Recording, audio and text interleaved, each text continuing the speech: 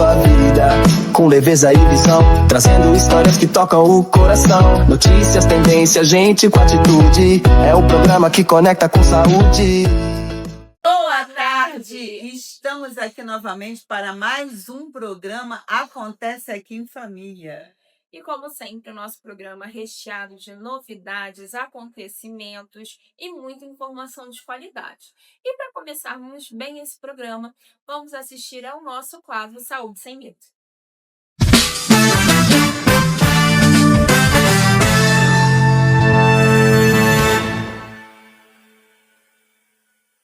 Então vamos para a mensagem de hoje. Ai, tô curiosa para saber. Doutora, gostaria que falassem sobre algo que sempre escuto. Quem estuda demais acaba ficando doente da cabeça. Eita! E aí, é verdade, não é verdade? Será que estudar muito prejudica a saúde mental? Eu entendo que não seja estudar muito, mas como se estuda. A prioridade que o estudo tem na vida de alguém, como ele entra, como essa pessoa administra a vida além do estudo, o que ele tem de rede de apoio, né, para se manter estudando, quais são as ansiedades que ele traz pelo resultado desse estudo, quem o apoia, quem não apoia. Eu acho que sim, esse conjunto, esse mix pode levar essa sim. relação com o estudo, né? Porque, na verdade, o que a gente sabe de dados concretos, pessoas que estudam muito acabam tendo o que a gente chama de uma reserva cognitiva melhor. Né? Então, as pessoas que têm um nível de formação maior, quando vão chegando na velhice, né, elas conseguem se manter ativas mentalmente por mais tempo. Mas o que a gente observa, principalmente nesse momento que a gente está vivendo, de poucas vagas e muitos alunos e Muita etc., muita cobrança, é que as pessoas acabam desenvolvendo uma relação adoecedora com estudar, né, com o ato de estudar. Eu entendo assim, né? Porque o que eu mais fiz na minha vida até o momento foi estudar, mas eu sempre fui aquela estudante que colocou espaços para outras coisas dentro da minha vida, né?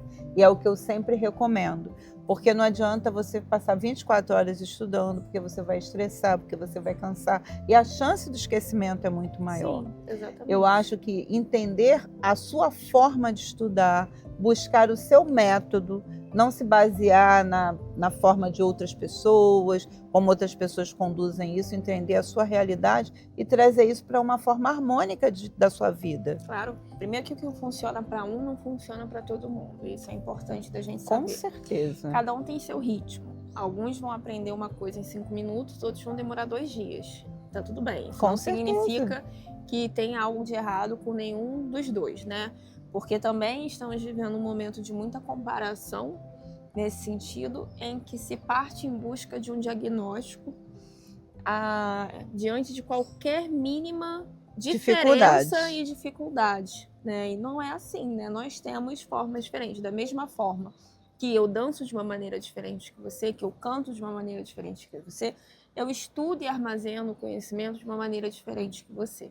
Sim, né? E a gente vê muito isso até quando a gente pega um ensino médio, por exemplo, onde alguém é muito bom em matemática, alguém é muito bom em biologia, alguém é muito bom em humanas. Então, as pessoas têm, às vezes, mais facilidade em alguma coisa e menos em outra. Isso é natural, isso é normal, isso não tem nada de errado. Outra coisa muito importante é a saúde desse estudante. É como ele se alimenta, é como ele se movimenta, é como essa rede de apoio busca fazer com ele uma conexão social. A gente sabe que as escolas cada vez mais investem mais nas merendas, né? Na organização alimentar, para que aquele jovem, naquele momento que esteja ali, receba os nutrientes importantes, né? Para que seus neurônios possam ter um bom desenvolvimento, para que ele possa reter a sua atenção ali no que ele precisa aprender. Então, toda essa estrutura que fica, os bastidores do estudante, né? Isso faz uma diferença muito grande. Nós sabemos que existem pessoas que acordam muito cedo, andam quilômetros enormes para chegar numa escola, e naquele momento ali ele já chega cansado. Sim. E ele vai ter que estudar, depois voltar àquela trajetória toda. Existem pessoas que trabalham 8, 9, 10 horas por dia e depois vão para a sua faculdade, para a sua escola. Tudo isso influi. Com certeza. Cobrar igual, eu acho que é uma covardia, né? Sim, exatamente. Então, o que estamos falando aqui é da importância do equilíbrio, né? Então, o que adoece são os excessos, como tudo na vida, né? Os excessos sempre são os responsáveis pelo adoecimento, né? Então, quando não há uma pausa, como sempre falamos aqui, quando não há um olhar para a alimentação, o cérebro precisa de bons nutrientes. Um cérebro funcionante é um cérebro Sim, bem alimentado. É necessário. Né? Isso Se é não necessário. tiver isso, não vai funcionar bem.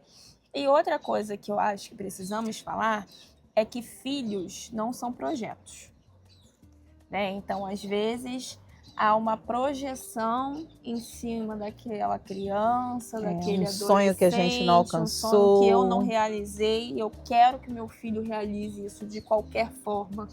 Eu não consegui ser uma bailarina, então minha filha tem que ser. Eu não consegui ser arquiteto, então meu filho tem que ser. Isso é o caminho para o adoecimento. Muito das grande. duas partes. Uma expectativa que muitas vezes não vai ser alcançada Sim. por parte dos pais. Sim. E o filho com uma frustração muito grande porque não conseguiu fazer aquilo que era sonho de alguém que não era o seu. Sonho dele, exatamente. Então isso é muito delicado e precisa ser muito bem entendido, né? Porque você ter que realizar os próprios sonhos já é algo difícil psiquicamente.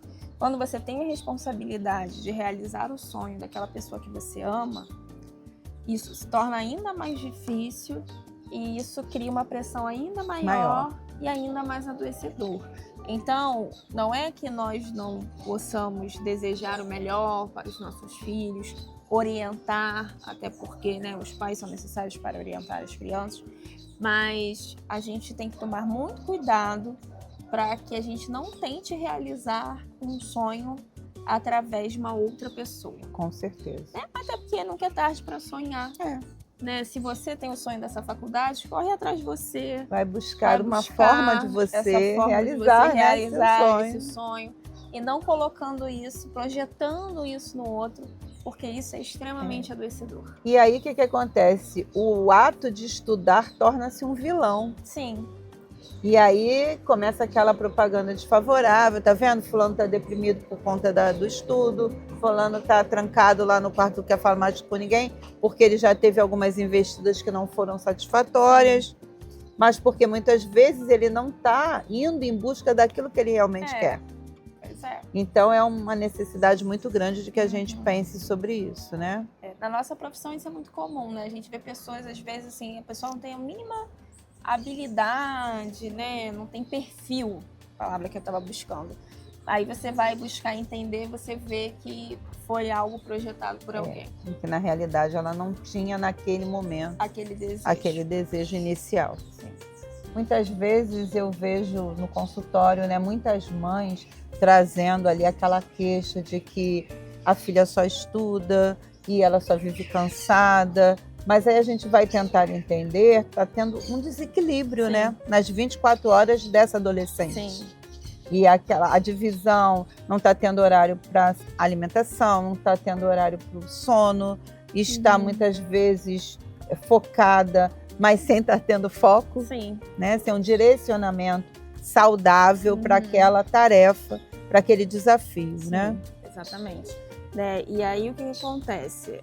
O rendimento cai, a pessoa vai ficando mais entristecida. E ela não entende por que está caindo. Não entende por que está caindo. E isso vai desenvolvendo várias questões. Sim. Muitas vezes essa jovem passa a ganhar muito peso. O que come, muitas vezes, não são alimentos saudáveis. Você tenta ganhar tempo. Justamente. Buscando alimentos...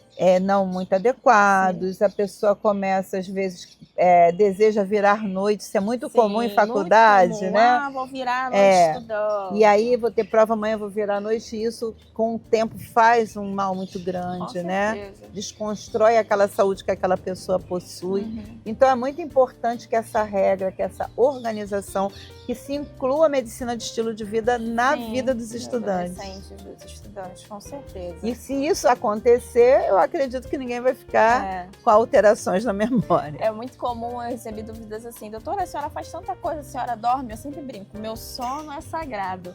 Nem na faculdade, minha mãe está aqui de prova, nem na faculdade, nem no ensino médio eu virei noite estudando. Dava a minha hora de dormir, eu ia. Eu acho que é um costume da nossa família, né? Todo mundo dorme, sempre dormiu. Meu filho, seu irmão sempre dormiu, eu sempre dormi. E você também dorme, Eu sempre falo né? que dormir nunca me impediu de conseguir meu diploma. E é muito importante trazer essa qualidade do sono, né? A saúde do sono, para que a gente possa despertar bem e encarar os desafios daquele dia, né? Com certeza. Então, o estudo adoece quando gera privação de sono, isolamento social, ausência de lazer, uma má alimentação, cobranças excessivas. Aí sim a gente caminha para o adoecimento. Então, mito desvendado, conhecimento adquirido. Hoje, no meu quadro Poder de uma Fênix, vamos conversar sobre conexão social. Estão prontas para essa conversa? Vem com a gente.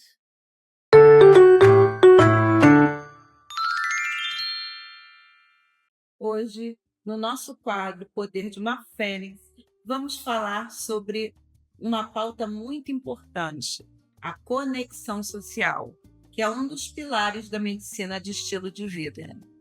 E que muitas vezes nós não entendemos a importância dessa conexão para a saúde do ser humano de uma forma geral e principalmente a saúde de nós mulheres. Hoje, o nosso corpo está nos chamando para conversar sobre algo muito importante. Tão importante quanto a alimentação, movimentação, equilíbrio do estresse. É um momento de conexão social. Ele quer falar, ou melhor, ele quer nos chamar para conversar sobre vínculos, sobre encontros, sobre pertencimento. A importância de não caminharmos sozinhas, de buscarmos pares, de buscarmos identificação com outras pessoas.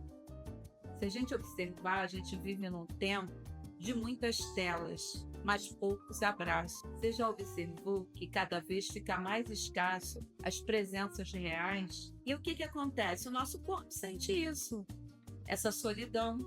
Ao mesmo tempo em que estamos sintonizados com vários amigos através dos nossos celulares, através das redes sociais, a presença próxima, física, onde que nós possamos tocar, abraçar, cada vez fica mais escassa.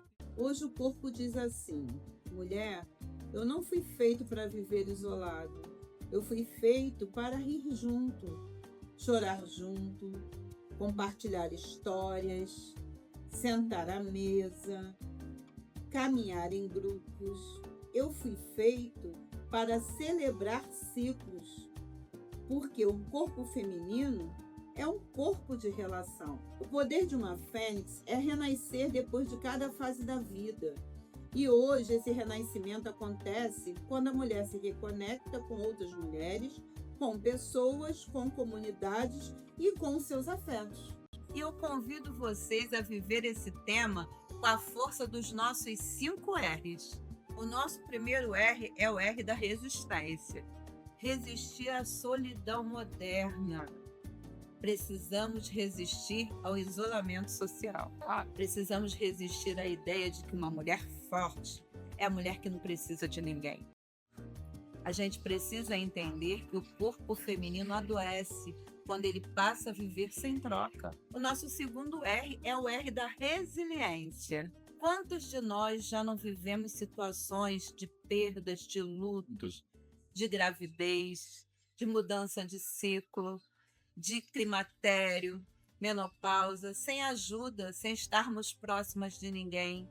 A resiliência, ela vai nascer quando temos alguém para segurar as mãos. O nosso terceiro R é o R de renovação. A conexão social ela vem para renovar o corpo e, com isso, reduzir inflamações, regular nossos hormônios, nos trazer energia de viver e de viver em comunidade. Precisamos entender que a amizade também é medicina. O nosso quarto R é o R da reinvenção. Reinventar-se é construir novos ciclos, novos momentos, novos acontecimentos em nossas vidas. Seja em que fase for, seja na adolescência, na maternidade, no climatério, enfim, em qualquer momento em que estejamos vivas, porque nunca vai ser tarde para que possamos pertencer. E o nosso quinto R é o R da ressignificação. Ressignificar é entender que pedir companhia nunca vai ser uma fraqueza. É biologia, é humanidade e é saúde. E falando, então, na força dos 5 R's, agora vamos para as nossas dicas. Dicas para o corpo feminino se conectar. Dica número 1. Cultive encontros reais. A gente precisa entender que nem toda conexão tem que ser virtual. A gente precisa de presença, gente. E a nossa segunda dica é crie rituais sociais, como café com as amigas, leitura compartilhada, participar de grupos de networking. Então, é importante que tenhamos o pertencimento. E a nossa dica número 3 é não espere estar perfeita para se reaproximar ou para se aproximar de pessoas, de grupos, de momentos afins. Você não precisa estar com um biotipo que você considere perfeito para ser aceita. As diversidades se atraem também. Dica número 4.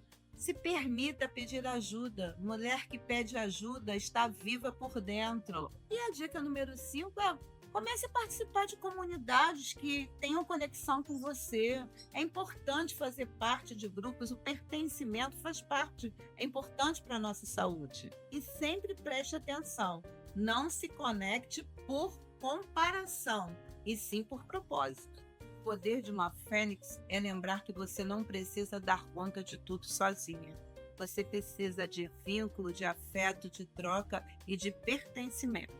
É necessária a força dos 5 R's: resistência, resiliência, renovação, reinvenção e ressignificação. Quando a mulher se conecta, aí o corpo responde, e é nesse momento que a fênix renasce. E lembre-se, o corpo feminino não foi feito para a solidão, ele foi feito para viver em comunidade. Gente, o quadro, primeiramente, está incrível. Vamos assistir?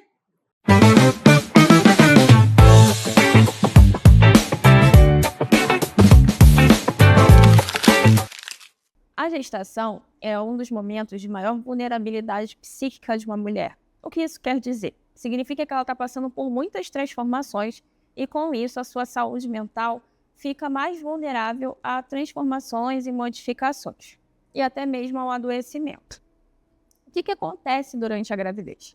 Durante a gravidez, a mulher passa por uma série de transformações hormonais, o seu formato do corpo muda, a sua relação com si mesmo vai modificando, a relação com o que é bonito, com o que não é, a relação com a sua própria vaidade, pensar a estrutura da sua casa a partir de então, pensar o funcionamento da sua vida daqui para frente. Então, isso tudo vai gerando modificações na mentalidade dessa mulher. Além disso, algumas pessoas pensam que a partir do momento que a mulher entende que está grávida, uma alegria enorme toma conta dela, e só pensamentos e emoções positivas vão vir a partir de então. Mas nós sabemos que não é bem assim que acontece. Não é incomum sentir medo, ansiedade, preocupação e até mesmo tristeza. Mas quando alguém precisa se preocupar com isso? Quando esses sentimentos passam a dominar a sua vida a maior parte do tempo, a maior parte dos dias, o dia inteiro, começam a limitar suas ações, como, por exemplo, sair de casa, conseguir sair da cama, conseguir se alimentar. Quando você se sente ansioso o dia inteiro com sintomas físicos de ansiedade, coração disparando, a mão tremendo, suando frio, aí é o momento de buscar ajuda. Você pode e deve compartilhar isso com o médico que está fazendo o seu pré-natal que ele vai te orientar, se é o caso, de buscar a ajuda do psiquiatra ou seguir apenas com ele. Além disso, algumas mulheres podem ter o rompimento com a realidade, que é o que chamamos de quadro psicótico, popularmente as pessoas chamam de surto, que acontecem quando existe uma ideia de perseguição excessiva, ideias que as outras pessoas não acompanham, alucinações, ver coisas que não existem, ouvir vozes. Isso também pode vir a acontecer porque, como eu disse, a gravidez é um momento de grande vulnerabilidade psíquica. E, mais uma vez, caso isso aconteça, é importante comunicar ao seu médico. Mas um outro ponto muito pouco falado e que nós precisamos falar a respeito são aquelas mães que já estão em tratamento psiquiátrico e engravidam, seja de forma planejada ou não planejada. E como é que fica isso, doutora? Como funciona? Bem, o primeiro passo é que quando nós usamos medicações psiquiátricas, antidepressivo, antipsicótico, o ideal é que essa gestação seja planejada junto com o seu psiquiatra, que você comunique a ele que você pretende engravidar para que vocês possam ajustar essa gravidez. Por quê? Porque nós sabemos que alguns medicamentos podem ter efeitos sobre o bebê. Mas, doutora, eu estava em tratamento psiquiátrico e acabei engravidando. O que eu faço? Eu sempre brinco que eu preciso ser a segunda pessoa comunicada da gravidez de todas as minhas pacientes. O primeiro é o pai. Depois vocês precisam falar para mim, né? Então, ou seja, você precisa comunicar ao seu psiquiatra que você está grávida a partir do momento que você tomou conhecimento disso. Então, veio positivo, já corre para avisar seu psiquiatra, já corre para marcar uma consulta, porque com certeza muitas orientações vão precisar existir. Então, doutora, eu tenho que parar as medicações todas de uma vez para não fazer mal para o meu bebê? Espera aí, vamos entender isso por parte. Primeiro ponto, nem todas as medicações na psiquiatria têm contraindicação na gravidez. Algumas são conhecidas como seguras e são drogas de escolha, né? São medicamentos de escolha quando a paciente engravida. Afinal de contas, ter um transtorno mental não necessariamente vai ser uma sentença de que você nunca vai poder engravidar simplesmente por estar usando medicamentos. É óbvio que, como eu falei, isso precisa ser planejado e organizado. Mas a gente não deve sair interrompendo a medicação de qualquer forma, porque existem medicamentos que podem ser utilizados. Segundo ponto, algo que eu sempre explico para as minhas pacientes que ficam grávidas é que uma mãe adoecida mentalmente é muito mais prejudicial a esse bebê do que um bom tratamento feito de forma adequada por um psiquiatra. Nós sabemos que algumas medicações têm riscos durante a gestação. Nada na vida é isento de riscos. A gente precisa entender isso, obviamente. Mas quando a gente tem uma mãe deprimida, uma mãe ansiosa, uma mãe angustiada o dia inteiro, a gente sabe que isso traz prejuízos maiores para esse bebê do que um tratamento adequado da depressão durante a gestação, por exemplo. Terceiro ponto, às vezes durante a gestação nós vamos precisar modificar as medicações, as doses com mais frequência. Por quê? Porque tudo no corpo da mulher muda, a forma como o sangue circula é diferente, né? Então há uma grande transformação durante esses 9 meses aí que a mulher está gestante. Então, por isso que é importante ter consultas mais frequentes com seu psiquiatra, né? Fazer ali o pré-natal psiquiátrico.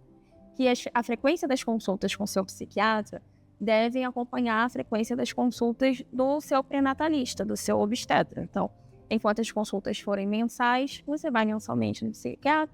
Quando passarem a ser quinzenais, quinzenalmente no psiquiatra, semanalmente no psiquiatra. Porque assim nós vamos garantindo um ajuste fino das medicações, uma vigilância constante de todo e qualquer sintoma que possa surgir para que as coisas possam ser resolvidas imediatamente, para que as primeiras condutas possam acontecer o mais precocemente possível. Um quarto ponto muito importante é caprichar na higiene do sono. A gente sabe que o sono é um assunto delicado durante a gestação, né? Que no primeiro trimestre, como a mulher fica muito sonolenta, e aí já no último trimestre a mulher já vai começando a ter mais dificuldade para dormir, já fica mais difícil de encontrar uma posição, e aí o sono já vai ficando perturbado. Então, para a gente poder garantir que a gente vai ter uma gestação mais tranquila do ponto de vista do sono, é muito importante que a gente reforce a higiene do sono, até porque nós vamos evitar o máximo possível usar qualquer tipo de medicação que possa induzir o sono na gestação, a gente sabe disso. Então, para a gente poder garantir isso, a gente precisa de uma higiene do sono bem caprichada.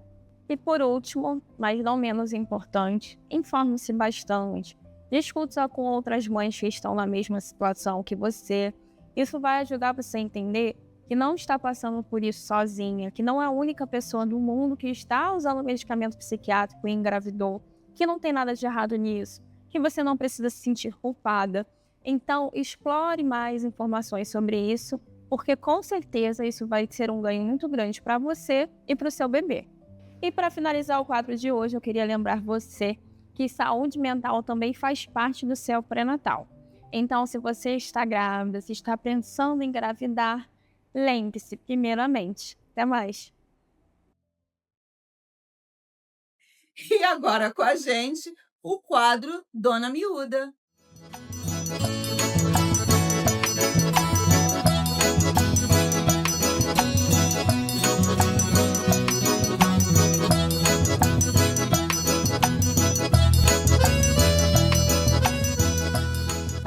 Olá, estamos aqui na comunidade quilombola Mumbuca, aqui na região do Jalapão. Estamos fazendo parte do quadro, né, do programa Acontece Aqui em Família. E nesse quadro a gente hoje abre as portas de Mumbuca, né, no quadro Dona Miúda. E a primeira visita de hoje, né, que a gente vai fazer é aqui no oficina da Viola de Buriti, onde acontecem várias apresentações aqui na comunidade. Esse quadro a gente vai poder viajar, né, fazer um tour pela comunidade, na cultura, na história, na culinária, e a gente está assim, super honrado de estar participando aí, né, desse quadro. Venha conhecer agora, né, um pouco desse artista do Orley. Olá, meu nome é Orley, moro aqui na comunidade Mumbuca, aqui estou no meu espaço aqui eu faço os brinquedos de Buriti, faço juntamente aqui com meus meninos aqui da comunidade Mumbuca. E aqui eu tenho a viola de Buriti e vou cantar para vocês, ó. Visitantes, sejam bem-vindos. Sua presença é um prazer. Nós estamos com alegria. A Mumbuca ama você. A Mumbuca ama você. Depois dessa moda boa, né, de ouvir nosso mestre Orley, cantor, compositor, né, artesão aqui da comunidade Mumbuca, a gente vai conversar um pouquinho com ele, né, perguntando para ele o que inspira ele, o que inspirou ele a seguir nessa tradição da viola de Buriti. E com quem que ele aprendeu, né, confeccionar e também a tocar essa viola. Olá, meu nome é Orley. Eu aprendi com meu pai um pouco e com o meu primo Maurício tocar a viola de Buriti. E essa inspiração da viola de Buriti, dos brinquedos aqui, eu vou ensinar as crianças aqui da comunidade Mumbuca a fazer as musguinhas, fazer os brinquedos para brincar. Isso é muito importante para a nossa comunidade. As composições que você faz relatam o quê? Tratam o quê aqui na comunidade? As composições que nós faz aqui, que nós escrevemos as composições das músicas, sobre umas plantas que tem aqui na nossa região, do babatimão, do coco catulé, do murici, do pulsar. As letras das músicas da nossa composição é daqui mesmo do Jalapão. Quem você recebe aqui nesse espaço? Aqui nós recebemos os turistas que vêm passear no nosso Jalapão. Aí nós fazemos uma oficina para eles aqui, ensina a tocar, fazer os brinquedos de Buriti. Isso é muito importante para nossa comunidade. Para fechar esse momento, cante uma música de sua autoria aí pra gente fechar. E é um prazer estar aqui com o Orley, né, na oficina Viola de Buriti. Eu moro no Jalapão e tenho orgulho de dizer: esse lugar é bonito, é difícil de esquecer. Oh, Jalapão, oh, Jalapão, oh, Jalapão, você é minha paixão. Violinha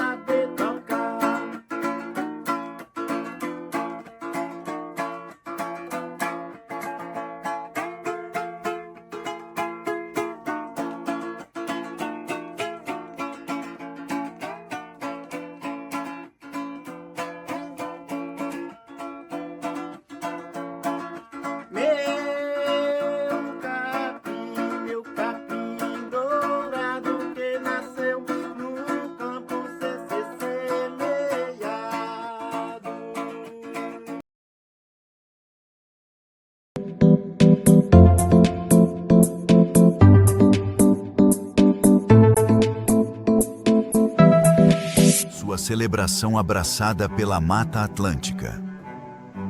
Um espaço para eventos atemporais e elegantes. Conheça o Além do Sonho Eventos. Um lugar onde sonhos se tornam realidade. Falar da Luto Paris para mim hoje é um privilégio. Essa empresa ela foi um presente do coração de Deus para minha vida e que me permitiu hoje viver em Paris com o Brasil bem pertinho de mim.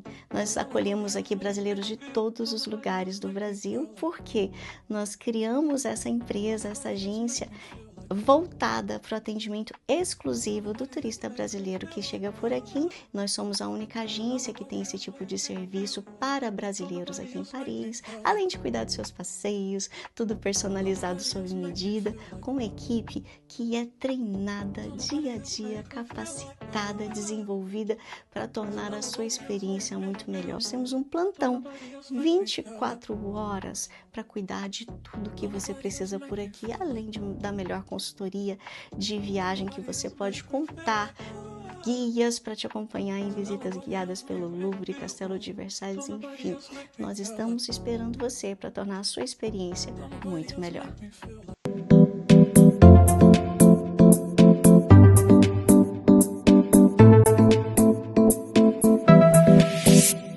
E agora, vamos conhecer um pouquinho mais da França comigo.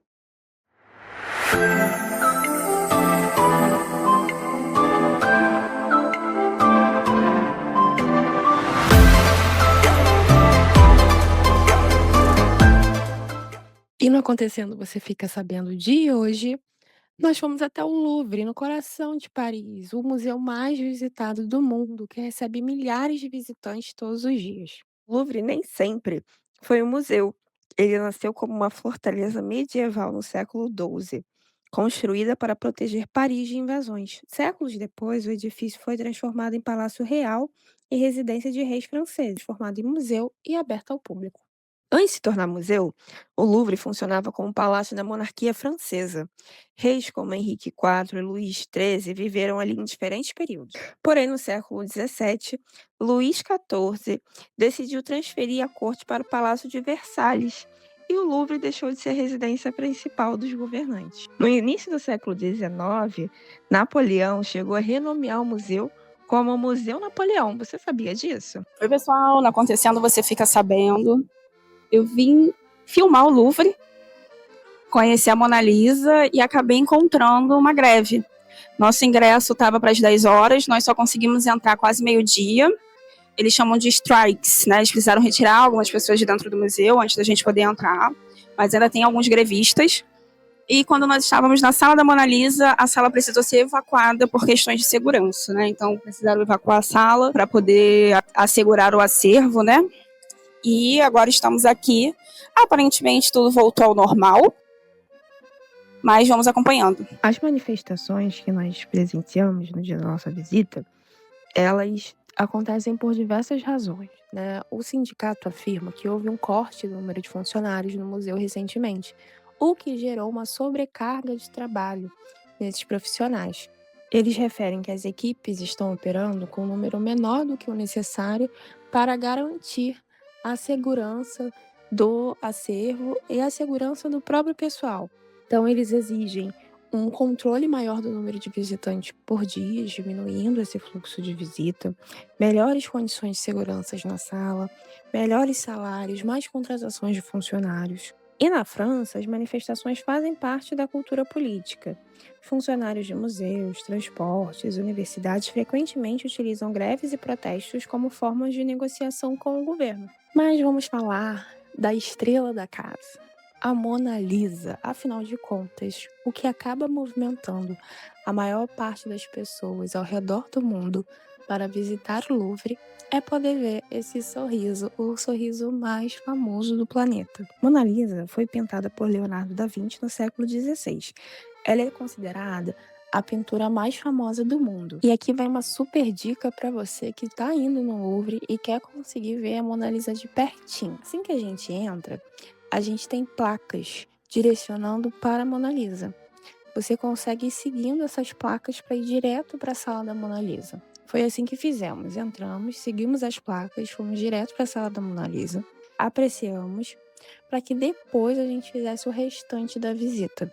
Assim você garante que vai ver a sua obra mais famosa e geralmente quando a gente faz dessa maneira, você consegue chegar um pouquinho mais perto dela logo de primeira.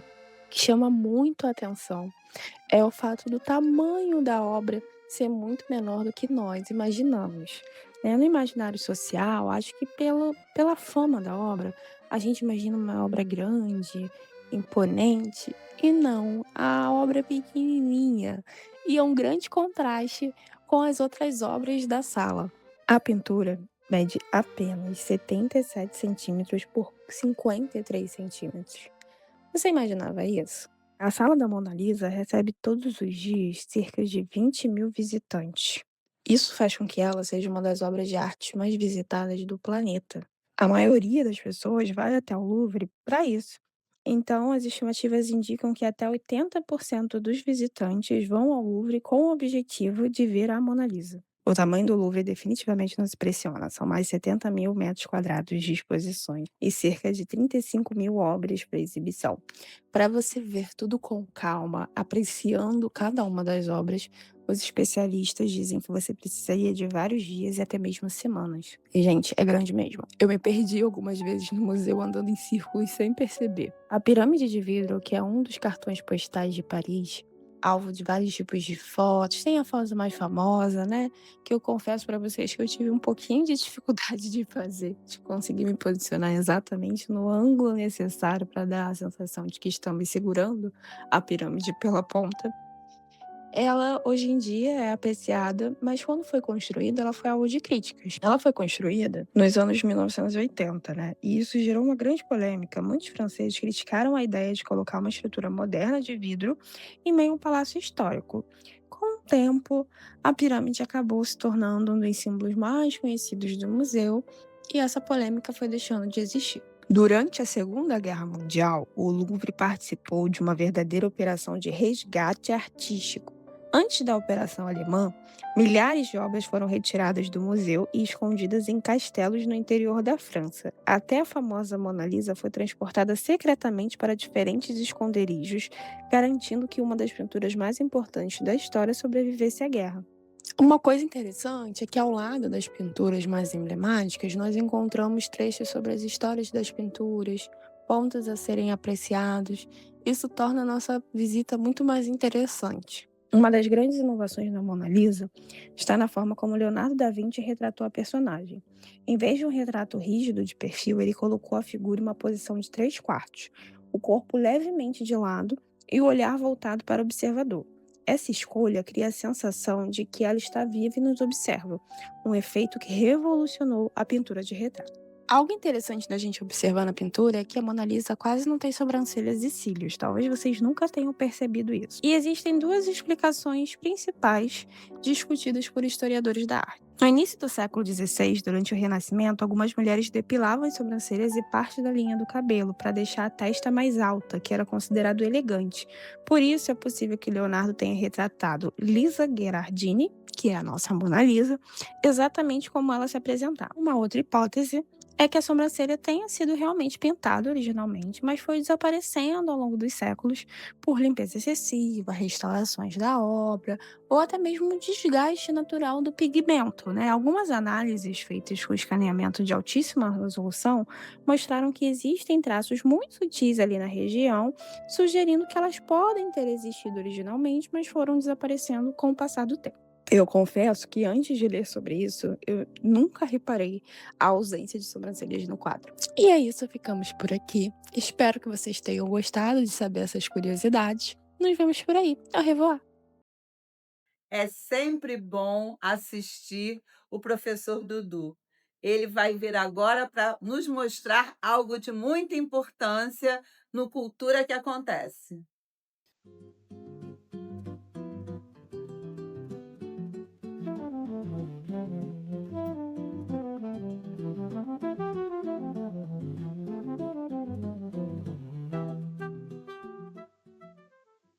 Olá pessoal, hoje Cultura que Acontece está aqui para falar sobre a Quarta-feira de Cinza, que é uma data que marca uma explosão entre o profano e o sagrado. Por quê? Muitas pessoas nesse momento começam a quaresma, como a gente vem falando ao longo desse nosso programa e do nosso quadro. Então, nesse momento, muitas manifestações populares usam para tirar sua fantasia, guardar, resguardar nesse momento, e principalmente porque é nesse momento em que no Brasil as pessoas dizem que vai começar o ano. Por aí onde você mora também é assim? As pessoas também pegam esse momento para que possa iniciar o ano, às vezes é um ano letivo, o ano de trabalho, o ano em que vai poder se divertir, brincar, ser feliz. E qual o contexto em que a quarta-feira de cinza entra na sua vida?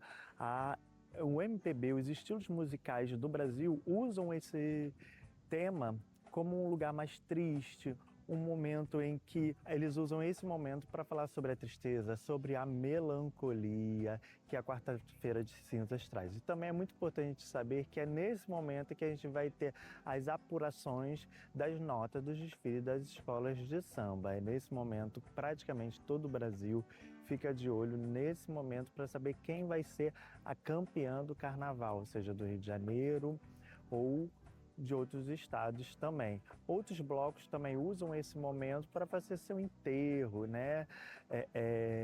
Para que possa guardar tudo que foi acontecido para que nos próximos anos seguintes as coisas retornem com outro tema, com outras coisas. Ficam com imagens por aí.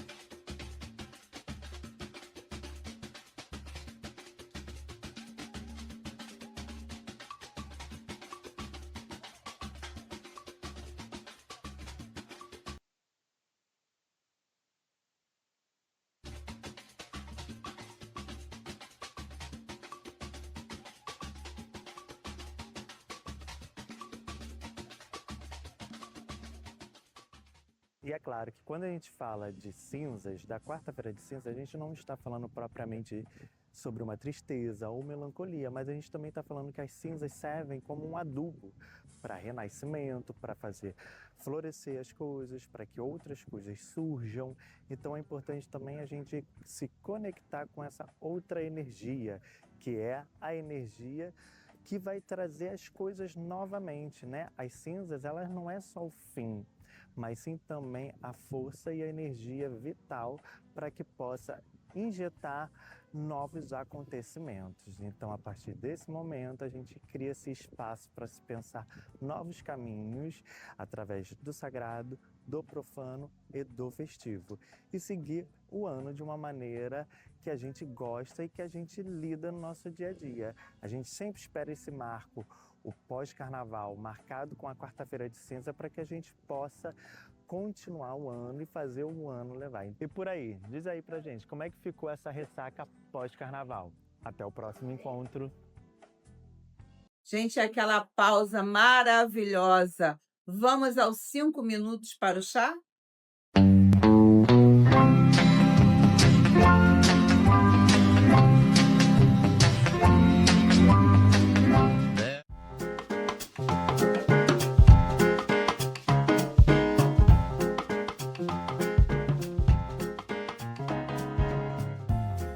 Oba! É geladinho, hein? Deixei preparando no capricho. Qual o chá de hoje? Então, o chá de hoje é o vibrante, porque requer muita atenção o tema que a gente vai abordar aqui. E qual o tema, gente? Golpes na internet. Importantíssimo falarmos sobre isso, né? Cada dia mais frequente, cada dia mais refinados e cada dia mais difícil de detectar que eles estão acontecendo. Eu acredito que todo mundo tem alguém próximo que já passou por algum tipo de golpe. Ou pelo menos alguém tentou aplicar algum golpe, né? E isso nos traz uma incerteza muito grande, né, no nosso dia a dia, porque nós precisamos utilizar demais as redes sociais. Sim. E a gente às vezes fica naquela insegurança de com quem a gente está falando, se essa questão está sendo uma questão certa, correta. Então, vamos passar um checklist de coisas importantes para não cair nesses golpes? Sim, eu acho muito importante que a gente discuta muito esse tema, né? Que esse tema seja levado para vários locais de grande importância, como escolas, igrejas, comunidades, encontros, né? Porque às vezes a pessoa que sofreu um golpe, ela não vergonha. Fica constrangida. E aí ela não quer contar isso para as outras pessoas. E sim, porque é realmente um momento de constrangimento, né? Sim. Quando você entende que o que aconteceu com você era alguma coisa teoricamente fácil de você evitar, né? Mas essas pessoas, elas são manipuladoras, né? Elas manipulam de uma maneira que você cai no golpe. Inclusive, tem uma curiosidade sobre isso.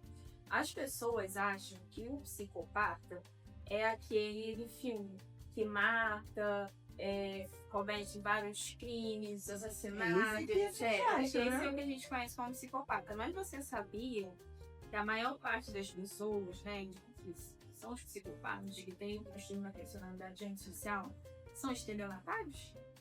São as pessoas que fazem esses golpes. Porque pensa bem, você é uma pessoa de bem, conseguiria tirar o dinheiro de alguém com essa naturalidade sem sentir um grande remorso?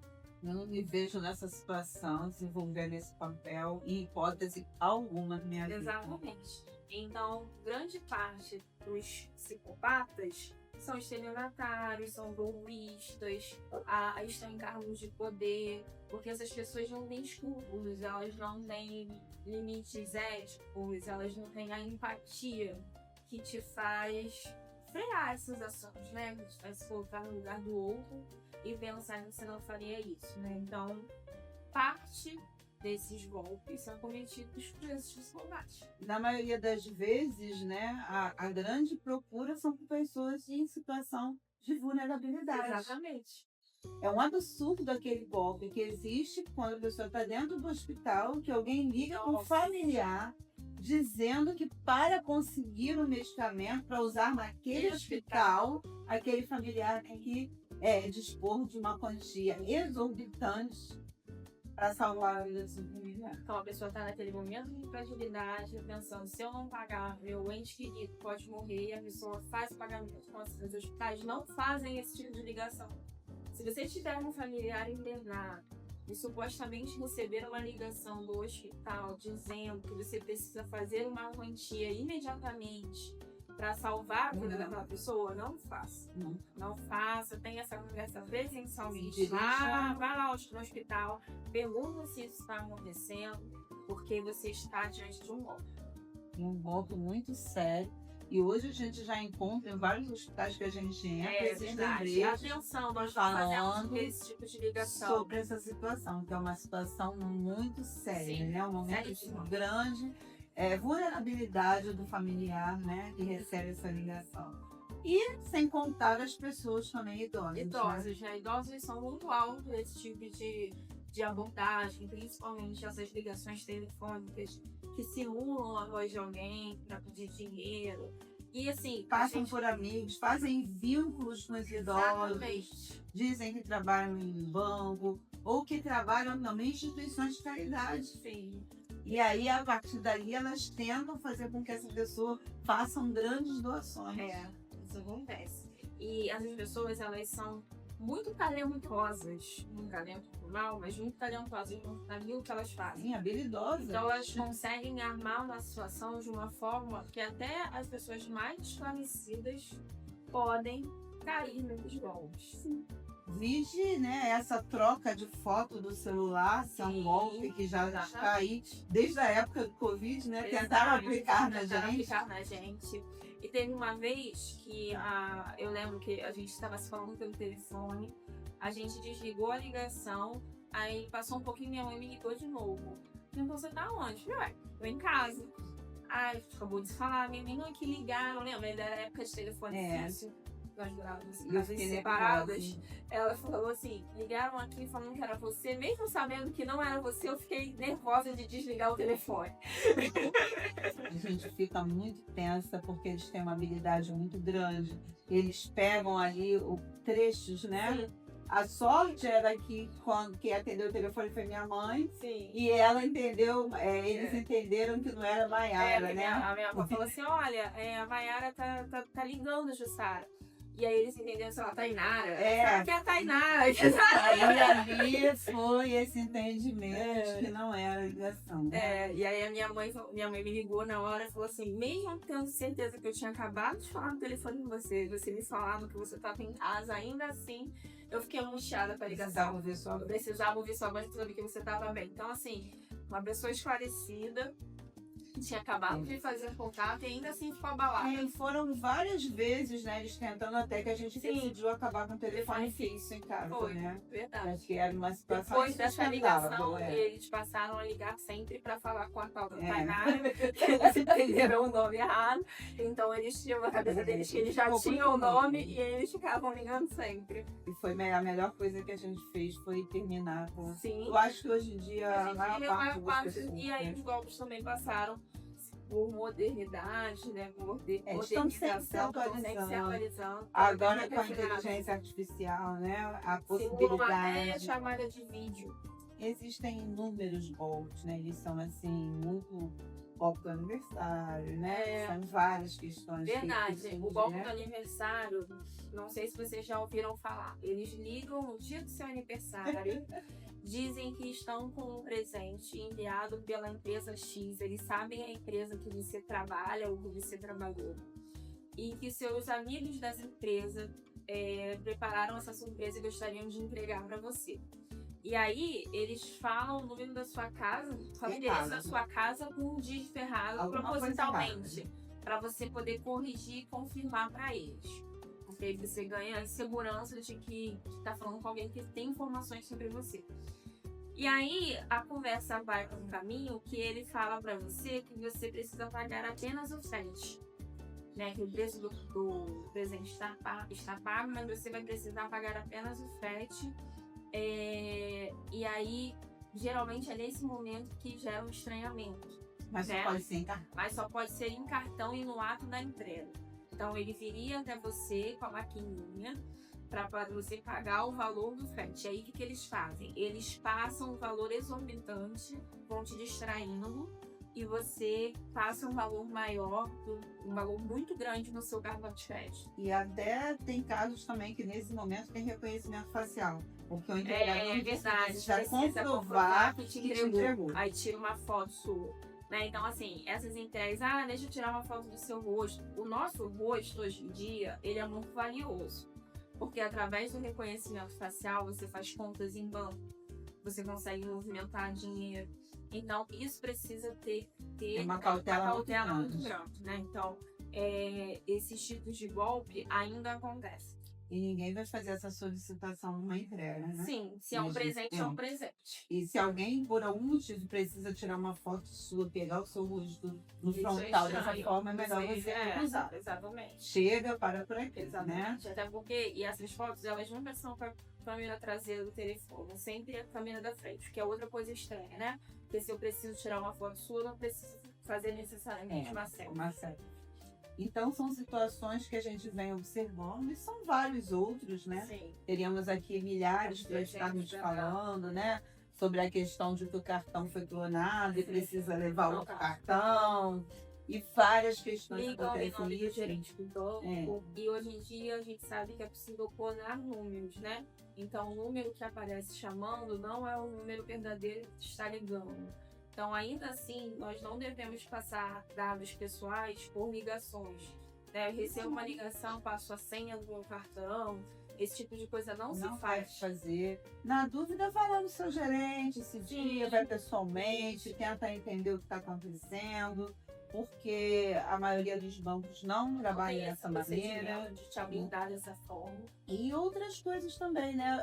Quando a gente vai imprimir algum boleto, Sim, prestar atenção na veracidade desse boleto, né? Correto, do O site nosso correto. próprio conselho está nos alertando. Sim, Questão verdade. dos boletos aí Boletos falsos. falsos da anuidade do nosso conselho. Precisamos ter atenção. Então são vários detalhes do PVA, Sim. PTU, são, né, Sim. situações que as pessoas estão todo mundo movimentando para fazer os pagamentos. Então são questões que a gente precisa ter uma atenção muito grande. A informatização veio trazendo inúmeros benefícios, né? Mas necessitamos de alertas. Né? Junto com ela Assim veio como nós temos alerta para andar na rua, a gente também precisa para estar na internet. Né? Então, eu vou passar aqui uma lista de pontos de atenção para você ficar atento sobre golpes na internet. E é interessante que vocês utilizem, passe para amigos. Se você tiver idosos também, você forneça essa lista, porque ela é de grande utilidade. Nunca informe senhas ou códigos por telefone. Nenhum banco pode pedir senha por WhatsApp, nem por ligação. Desconfie de mensagens com urgência. Golpe sempre vem com pressa. Responda agora, sua conta será bloqueada. Urgência é estratégia de manipulação. Não clique em links desconhecidos, mesmo que pareçam de empresas conhecidas. Entre direto no site oficial. Confirme com a pessoa real. Se alguém disser que é um parente pedindo dinheiro, ligue para essa pessoa verdadeira antes. Nunca envie fotos de documento, RG, CPF, cartão do banco. Isso pode ser usado para outros crimes. Ative a verificação em 2 etapas, no WhatsApp, e-mail e em redes sociais. Isso é uma barreira extra de proteção. Cuidado com promoções boas demais. Prêmios, sorteios, dinheiro fácil. Se parece bom demais para ser verdade, provavelmente é um golpe. E caso a pessoa já tenha caído no golpe, alguns pontos são importantes de serem feitos, como, por exemplo, registrar um boletim de ocorrência em uma delegacia. Comunicar ao banco imediatamente. Trocar todas as senhas. E alertar os seus familiares. Cuidar da saúde também é cuidar da segurança digital. Com certeza. Precisamos estar atentas, né? E atentos para que a gente evite o máximo possível de cair em golpe. E caso aconteça, também não achar que você foi uma pessoa que não sabia entender, se vê como uma pessoa sem uma inteligência, né? Isso pode acontecer com qualquer um, as medidas devem ser tomadas, né? E antes de clicar, a gente deve pensar. Com certeza. Agora vamos para o nosso chazinho. E chegamos ao final de mais um programa. Foi muito bom estar com vocês nessa tarde de domingo. Mas domingo que vem tem mais, hein? E se bater aquela saudade durante a semana, é só acessar as nossas redes. Lembrando que esse programa aqui também é seu, afinal de contas, nós somos uma família. Você pode mandar vídeos, dúvidas sobre saúde, sugestões de matérias. Vai ser um prazer ter você aqui com a gente, porque, afinal de contas, tudo que acontece Acontece aqui.